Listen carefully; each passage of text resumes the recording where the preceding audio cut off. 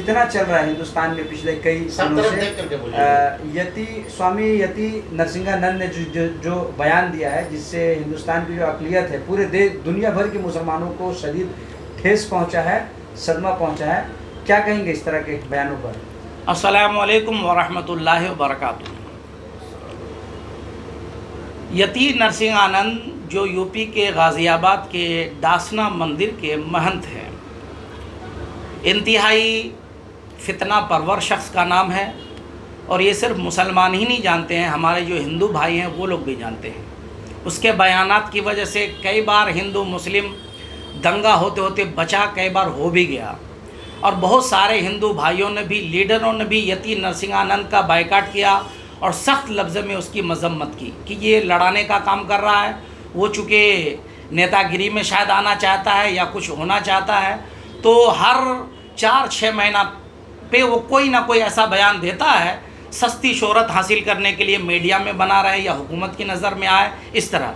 इससे पहले 1-2 साल पहले भी उसने नबी करीम सल्लल्लाहु अलैहि वसल्लम की शान में शदीद गुस्ताखी किया था।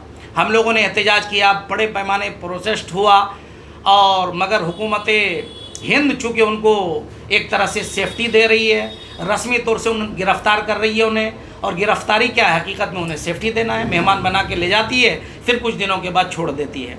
अगर अव्वल फ़ुर्सत में पहले दिन जब उसने नबी करीम सल्लल्लाहु अलैहि वसल्लम की शान में गुस्ताखी की, अगर उसी दिन उसको सख्त सज़ा मिल गई होती तो फिर इस तरह ना वो आगे कदम बढ़ाता।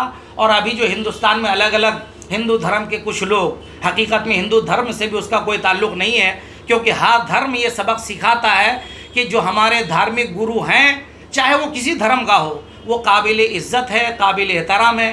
किसी भी धर्म गुरु के बारे में कुछ नहीं बोलना चाहिए, किसी की भी भगवान और खुदा के बारे में कुछ नहीं बोलना चाहिए। यही पैगाम हमारे इस्लाम के अंदर भी मौजूद है। हम लोग किसी के भगवान को, किसी के खुदा को बुरा भला नहीं कहते, किसी के धर्म गुरु की हम लोग बेइज्जती अपमान नहीं करते हैं। और हम लोग ये भी चाहते हैं कि इसी तरह हमारे खुदा की शान में और हमारे नबी की शान में, हमारे वलियों की शान में कोई गुस्ताखी ना करे। अगर कोई करता है, ख़ास करके अल्लाह व रसूल की शान में, तो ये हमारे लिए इंतहाई नाकाबिल बर्दाश्त है। क्योंकि हमारे मज़हब इस्लाम की तालीम यह है कि हम जान खुशी खुशी दे सकते हैं, माल की तो हमारी निगाह में कोई अहमियत नहीं, बीवी बच्चे की कुर्बानी दे सकते हैं, और सहाबा ने नबी के नाम पे दिया, इसलिए हम लोग हर जुल्म बर्दाश्त कर लेंगे। लेकिन अल्लाह की शान में अगर कोई गुस्ताखी करे, मेरे आका को कोई गाली गलौज करे, उनका अपमान करे, तो हम लोग ये बर्दाश्त नहीं कर सकते हैं। हम अपनी गर्दन कटा करके भी अगर मेरे आका की इज्जत और नामूस बच जाए तो हम उसके लिए हर वक्त तैयार रहते हैं। आज ये हालिया कुछ दिनों पहले फिर यति नरसिंहानंद ने बहुत ज़्यादा बदज़बानी की, इस तरह की बातें की कि हम लोग ज़बान में लाने में हमें शर्म आती है, और हम लोग लाना भी नहीं चाहते हैं। हम हुकूमत हिंद से और यूपी गवर्नमेंट से भी मुतालबा करते हैं कि यति नरसिंहानंद जो अपने गलत बयानात के ज़रिए और हिंदुस्तान की पुरअमन फ़िज़ा को, यहाँ के अमन को, शांति को भंग करना चाहता है, इस पर और जैसे लोगों पर जल्द और जल्द लगाम लगाया जाए, ताकि हिंदुस्तान जो बैनुल अक़वामी सतह पर पूरी दुनिया में मुख्तलिफ़ कसरुल जिहाद तहज़ीब की वजह से कसरत में वहदत का एक नमूना है कि हिंदुस्तान में हर धर्म वाले प्यार से मोहब्बत से रहते हैं, वो पैगाम हमारा बाकी रहे।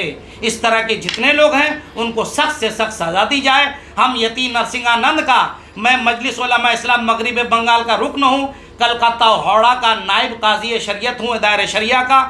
मैं अपनी जानिब से, अपनी पूरी तंजीम की जानिब से ये बयान दे रहा हूँ कि जल्द से जल्द यति नरसिंहानंद और इन जैसे लोग जो गुस्ताखियाँ कर रहे हैं और आपस में मुनाफरत और दंगा फैलाने की कोशिश कर रहे हैं, इन्हें जेल की सलाखों में धकेला जाए और सख्त दफात लगा करके सख्त से सख्त इन्हें सज़ा दी जाए। देखिए, उनके लोग बंगाल की भी पुरअमन फ़िज़ा को ख़राब करने की कोशिश कर रहे हैं, तो यकीनन ये कहा जा सकता है कि बीजेपी की सोची समझी साजिश है कि हिंदू मुस्लिम को लड़ाया जाए ताकि हमें उनका वोट मिले, क्योंकि वो उनको वोट सिर्फ इसी के नाम पे मिलता है, उनका कोई काम नहीं है। जब से बीजेपी हुकूमत आई है, बेरोज़गारी, महंगाई, हमारे जवान पढ़े लिखे हैं, जॉब नहीं, नौकरी नहीं, तो ये सब से ज़हन भटकाने के लिए, ताकि हम साहब सत्ता में बने रहें, इस तरह के वो लोग काम करते हैं। तो ये जग जाहिर है, मुझसे ज़्यादा ही मीडिया के लोग जानते हैं। जी हाँ, उससे तो अगर हो सके मैं हिंदुस्तान गवर्नमेंट से मैं कहूँगा कि आप इसको इस आदमी को अगर हिंदुस्तान के अंदर में एकता पैदा रखना है तो ऐसे लोगों को सलाखों के पीछे होना ज़रूरी है, क्योंकि ये लोग जहर बोल रहे हैं। आने वाले नस्ल आस्ते आस्ते खराब होते चली जा रही है। पहले इतना ज़्यादा हिंदुस्तान के अंदर में नस्लें जितनी आने वाली नस्लें ख़राब नहीं थी, लेकिन ये जो सरकार आई है, जब से धर्म और हिंदू मुस्लिम के अंदर में ये नफ़रत फैलाया गया है, ये सबसे बड़ा ये इसका पाया ये यही है। इन लोगों को काफ़ी छूट दे दिया गया है, जो पाओ वही बोलते रहो, कुछ नहीं इन लोगों के लिए। अगर हमारा मुस्लिम समाज का कोई रहबर कुछ बोलता है तो उसके खिलाफ में सख्त से सख्त कानून मटिया पुलिस का जो इलाका है, आशिके रसूल सब लाखों की संख्या में भरे पड़े। क्या आप लोग इसको लेकर आने वाले दिनों में कम से कम यहाँ के मुकामी थाने में इस मामले के खिलाफ FIR कंप्लेंट दर्ज कराएंगे? जी हाँ, ज़रूरी। हम तमाम इमामों को, यहाँ गार्डन मटिया बुर्ज के इमामों को मैं कहूँगा कि आप लोग एक दिन मुकर्रर कीजिए, तमाम थाने के लोगों, तमाम थाने में जाकर एहतजाज देकर ये एक मेमोरेंडम पेश किया जाए कि हम लोग इस बात से जो कहा है इसके खिलाफ हम लोग मजम्मत करेंगे। मौलाना अजहरी की बात उनके साथ नाइंसाफ़ी हो रही है, क्योंकि सबसे बड़ी बात है मुसलमान हैं। अगर यही दूसरे कौम के लोग अगर कर रहे हैं, लेकिन उनके साथ अभी तक का कोई भी एक्शन नहीं लिया जा रहा।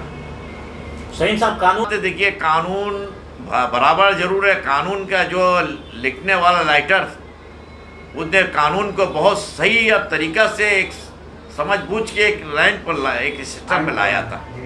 लेकिन आज जो कानून के अंदर में जो ये ऊंच नीच जो है, ये पहले ऊंच नीच नहीं था। ये बीजेपी के सरकार आने के बाद तमाम सुप्रीम कोर्ट, हाई कोर्ट, तमाम कोर्टों के जज भी इन लोगों के साथ मुशर्रफ हुए थे।